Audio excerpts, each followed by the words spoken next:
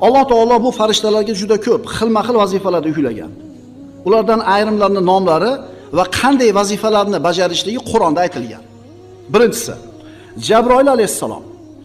Qur'oni Karimda bu farishta Ruhul Amin ismi bilan zikr qilinadi.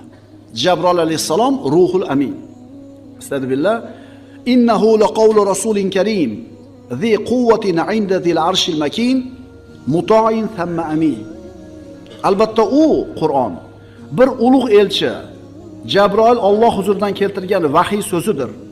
Jabroil quvvatli, arshning sohibi, Alloh nazdida martabali, u joyda farishtalar tomonidan itoat etiluvchi va ishonchli zotdir. Jabroil alayhissalom farishtalarning raisi hisoblanadi. Jabroil alayhissalomga yuklatilgan vazifa hamma payg'ambarlarga u farishta vahiy olib kelgan. Astagfirullah. Va innahu tanzilu robbil alamin, nazala bihi ruhul amin ala qalbika litakuna minal munzirin. Albatta bu Qur'on olamlar Parvardigorining nozil qilgan kitobidir.